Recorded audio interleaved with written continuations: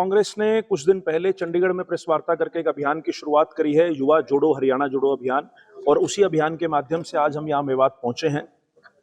सबसे पहला मुद्दा सरकारी भर्तियों को लेकर रहेगा। जिस प्रकार का भ्रष्टाचार आज हरियाणा के अंदर सरकारी भर्तियों में चल रहा है, वो किसी से छुपा हुआ नहीं है। एचपीएससी के दफ्तरों में 90-90 लाख रुपए पकड़े जा रहे हैं। एक तरफ भ्रष्टाचार चल रहा है, दूसरी तरफ पेपर लीक इतने हो रहे हैं कि इस सरकार को पेपर लीक सरकार का नाम मैं देना चाहूंगा। दूसरा मुद्दा हमने जो रखा है वो अग्निवीर भर्ती योजना, जो सेना भर्ती योजना थी, जो सरकार 4 साल की पॉलिसी लेके आई है, उसके तहत आज हिंदुस्तान का और हरियाणा का युवा सेना के अंदर जाना जो है अपने लिए मुनासिब नहीं समझ रहा। तो दूसरा मुद्दा हमारा अग्निवीर भर्ती योजना का है। तीसरा मुद्दा हमारा नशे को लेकर है। आज हरियाणा के जो हालात हैं वो ये है कि आज हरियाणा के अंदर जो हरियाणा कभी दूध दही घी में जिसका नाम जाना जाता था, जिसके नौजवान खेलों के अंदर और इस प्रकार की चीजों के अंदर जो रुचि रखते थे, आज कहीं ना कहीं हताश होकर नौजवान नशों की तरफ बढ़ रहे हैं। तो तीसरा हमारा मुद्दा नशे को लेकर है। चौथा मुद्दा हमारा विदेश पलायन को लेकर है कि आज डोंकी के रास्ते आज हरियाणा के नौजवान दूसरे देशों के अंदर जा रहे हैं और जिसका नतीजा ये है कि हमारे गांव के गांव, कस्बे के कस्बे खाली हो रहे हैं। चौथा मुद्दा हमारा ये है। पांचवा मुद्दा हमारा हरियाणा के स्कूलों और कॉलेजों और यूनिवर्सिटीज के अंदर जो शिक्षा का स्तर निरंतर गिर रहा है, जो शिक्षकों के अभाव की वजह से आज हरियाणा की शिक्षा व्यवस्था का बुरा हाल हो चुका है। तो पांचवा मुद्दा हमारा ये है। और छठा मुद्दा हमारा जो भूपेंद्र सिंह हुड्डा जी की सरकार में पदक लाओ पद पाओ की नीति जो वो लेके आए थे, इस सरकार ने उस नीति को भी खत्म कर दिया। तो छठा मुद्दा हमारा खेलों का है। और सातवां मुद्दा हमारा ओवरऑल बेरोजगारी, क्योंकि आज हरियाणा के अंदर सरकारी रोजगार तो आ नहीं रहे, दूसरी तरफ जो गैर सरकारी रोजगार, जो कई कंपनियां या बड़े निवेश आने थे हरियाणा में, वो भी आज नहीं आ रहे। तो हम लोगों ने ये फैसला लिया है कि इन 7 मुद्दों पर हरियाणा के नौजवानों की आवाज को लामबंद तरीके से प्रदेश सरकार के समक्ष हम लोग इस अभियान के माध्यम से उठाने का काम करें। देखिए, इस अभियान को आज हमने मीटिंग के माध्यम से, मेवात में हमारा ये कार्यक्रम था, हम हर जिले में जाकर नौजवान साथियों को मीडिया के माध्यम से, सोशल मीडिया के माध्यम से उन्हें इन 7 मुद्दों पर जागरूक करने का काम करें।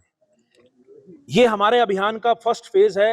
इस फर्स्ट फेज के बाद, दिवाली के बाद बहुत जल्द हम लोग बड़े आक्रोश आयोजन, बड़ी मोटरसाइकिल रैलियां, बड़े पैदल मार्च इन्हीं 7 मुद्दों पर हरियाणा की मनोहर लाल खट्टर सरकार के समक्ष उठाने का हम लोग काम करेंगे।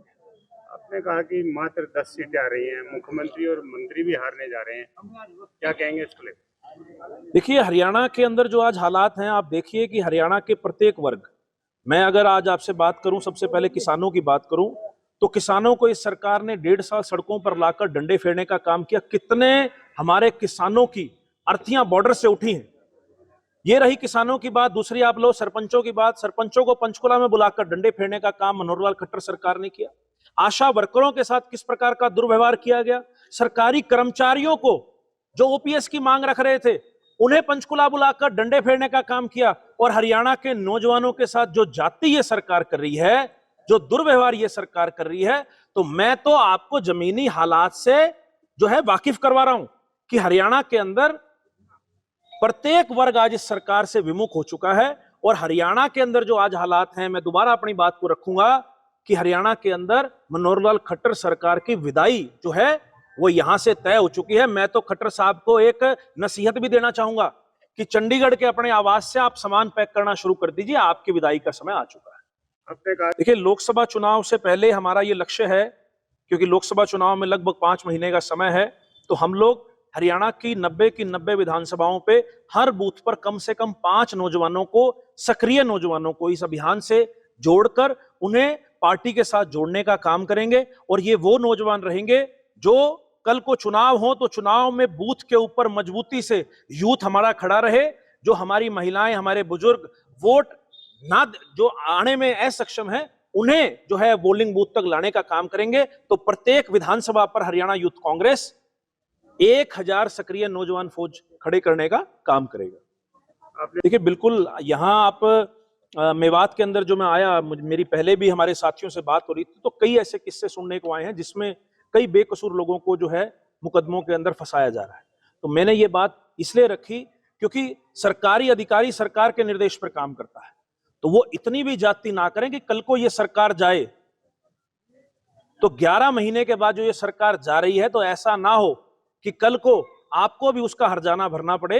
तो इसलिए हमने कहा कि जो व्यक्ति दोषी है उसके खिलाफ सरकारी काम करे, प्रशासन काम करे, लेकिन निर्दोष व्यक्ति को किसी भी प्रकार से सरकारी जो है मुकदमे में फंसाया ना जाए। ये मैंने सरकारी जो है अधिकारी हैं उनको मैंने ये बात कही है। एक बात तो मैं बड़ी स्पष्ट कहूंगा कि इन 5 राज्यों में से किसी भी राज्य के अंदर भाजपा की सरकार नहीं है। ये बड़ा स्पष्ट है कि 5 के 5 राज्यों में से किसी में भी भाजपा पूर्ण बहुमत से नहीं आ रही। रही कांग्रेस की बात, तो मुझे लगता है कि छत्तीसगढ़, मध्य प्रदेश और राजस्थान में कांग्रेस बहुत ही अच्छा जो है कांग्रेस का परफॉर्मेंस रहेगा और सरकार बनेगी। तेलंगाना में भी मुझे लगता है कि हम काफी अच्छा परफॉर्म करेंगे, वहां भी सरकार बनने के चांस है। आप खुद की बात करें, आप देखिए, बिल्कुल हमारा ये प्रयास है और अभी 2 दिन पहले हमारे आदरणीय प्रदेश नेतृत्व, प्रदेश प्रभारी दीपक बावरिया जी, उदय भान जी, दीपेंद्र सिंह हुड्डा जी के साथ हमारा 2 दिन पहले सोनीपत में एक हमारा कार्यक्रम भी रहा जिसमें सिर्फ पदाधिकारी साथियों को बुलाया गया था। वहां भी हमने ये बात बड़ी मजबूती से रखी है।